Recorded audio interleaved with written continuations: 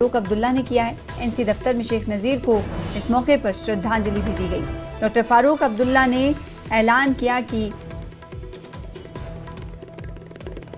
National youth president Tejinder Pal Singh होंगे। Doctor Farooq Abdullah ने ये ऐलान उस वक्त किया जब जम्मू में शेख नजीर की बरसी पर श्रद्धांजलि सभा आयोजित की गई थी और इसी दौरान डॉक्टर फारूक अब्दुल्ला एनसी के सुप्रीमो की तरफ से ऐलान किया गया कि अब एनसी के नए यूथ प्रेसिडेंट होंगे तेजिंदर पाल सिंह। तो बड़ी खबर इस वक्त आपको बता रहे हैं, नेशनल कॉन्फ्रेंस के यूथ प्रेसिडेंट बनाए गए हैं तेजिंदर पाल सिंह। यह ऐलान डॉक्टर फारूक अब्दुल्ला ने किया। आपको बता दें कि जम्मू में शेख नजीर की बरसी पर यह ऐलान किया गया। एक प्रोग्राम आयोजित किया गया था, कार्यक्रम का आज आयोजन था और इसी कार्यक्रम में डॉक्टर फारूक अब्दुल्ला की तरफ से तेजिंदर पाल सिंह को यूथ एनसी का अध्यक्ष बनाया गया। आगे बढ़ेंगे। बड़ी खबर यह कि जम्मू कश्मीर में शराबबंदी पर सियासत लगातार जारी। विधानसभा सत्र में पीडीपी इस हवाले से प्रस्ताव रखेगी। 3 बिल पीडीपी ने पहले ही कहा है कि वो लाएगी। पीडीपी विधानसभा में 3 बिल पेश कर रही है, जिसमें दैनिक मजदूरों को स्थायी करने की मांग है और साथ ही साथ दूसरा जो बिल होगा वो शराब को बैन से जुड़ा हुआ होगा और वहीं भूमिहीनों को मालिकाना हक देने की मांग वाला बिल पीडीपी पेश करने वाली है और पीडीपी ने अन्य दलों से भी सहयोग की इस मौके पर अपील की है। आपको बताएं कि जम्मू कश्मीर में विधानसभा सत्र की शुरुआत होनी है और इससे पहले स्पीकर ने 27 फरवरी को सर्वदलीय बैठक भी बुलाई है।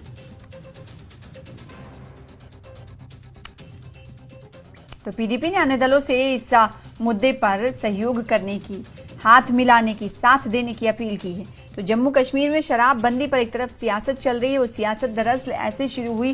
विधानसभा सत्र में अब पीडीपी प्रस्ताव रखना चाहती है, 3 विधेयक पेश करना चाहती है, पीडीपी बिल लाना चाहती है और इस पर ना सिर्फ लोगों की हिमायत की मांग कर रही है पीडीपी, बल्कि पीडीपी ने कहा है कि जो पॉलिटिकल पार्टियां हैं वो भी इनका साथ दें।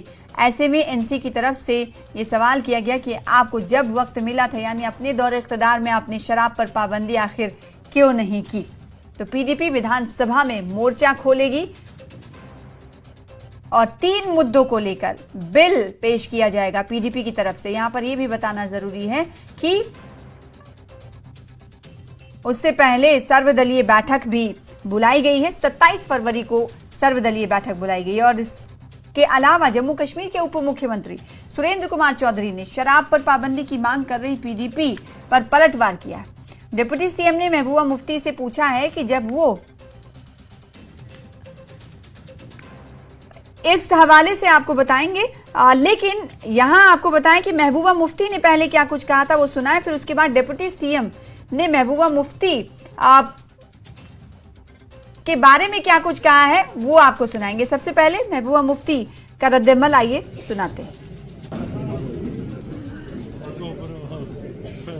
3 बिल लाए हैं इस असेंबली में। एक तो ये है जो डेली वेजर्स हजारों की तादाद में पिछले 20-25 साल से दर बदर घूम रहे हैं, जिनके लिए मेरे वक्त में हमने एक ऐसा रूल लाया था, हमने पैसा भी रखा था मगर सरकार गिरी, वो रेगुलर नहीं हुए। आज हमने बिल लाया उनके रेगुलराइजेशन के लिए। हमने दूसरा बिल लाया जो घास चराई में गरीब लोग रहते हैं या स्कूल बने हैं, उस पे उनको माली हुकूक दिए जाने चाहिए। और तीसरा बिल हमने लाया जो शराब की बिद्दत है। हम एक मुस्लिम मेजॉरिटी स्टेट होने के साथ साथ हमारे नौजवान इस वक्त ड्रग्स और शराब का पूरी तरह से शिकार हो रहे हैं, जिससे घरों के घर उजड़ रहे हैं। शराब पे बैन लगाने के लिए भी हमने एक बिल लाया है। तो मेरी गुजारिश होगी उमर साहब से कि वो इन बिल को पास करने में पूरी अपनी मदद करें, सपोर्ट करें। और साथ ही जो स्पीकर साहब हैं उनसे मेरी गुजारिश है कि आप स्पीकर हैं, आपका काम है जो मेंबर है उनके हकूक की रखवाली करना, न सिर्फ धमकाना कि आप कोई बिल लाओगे, रेजोल्यूशन लाओगे, बाहर बात मत करो इसके बारे में। ये रेजोल्यूशन होगा, बिल होगा, सवाल होगा, वो पब्लिक में जाना चाहिए, उस पर डिबेट होना चाहिए ताकि लोगों में जवाबदेही हासिल हो। फरूखुल्लाह साहब के पास 50 MLA हैं, 3 मेंबर पार्लियामेंट है। ऐसे में अगर वो बड़े मसलों पे बात करने से घबराते हैं, जैसे 370 का मसला है, 35 है, मगर जो दूसरे मसले हैं, जैसे हमारे नौजवान जो जेलों के अंदर है, जैसे रोज रोज की पकड़ दकड़ है, जैसे छापे पड़ते हैं, जैसे कल जो लाल चौक में एक बोर्ड लगा था जिसमें गुजारिश की गई थी टूरिस्ट से कि आप शराब और ड्रग्स से परहेज करें, उसको हटाया गया। उमर साहब कुछ नहीं बोले। तो जीपी फंड लोगों का बंद है, उसके बारे में कुछ नहीं है। तो ये जो मसले हैं लोगों के, जिसके लिए लोगों ने वोट डाले थे, और खासकर जो बिजनेस रूल्स बनाने हैं, कहीं जो 2019 में गलत फैसला हुआ, गैर आईनी गैर कानूनी फैसला हुआ, बिजनेस रूल्स ऐसे नहीं बनने चाहिए कि उन फैसलों पे मुहर लगाई दी जाए, वो भी एक पॉपुलर गवर्नमेंट के हाथों। ऐसा नहीं होना चाहिए, मेरी गुजारिश उनसे यही। तो जम्मू कश्मीर के उप मुख्यमंत्री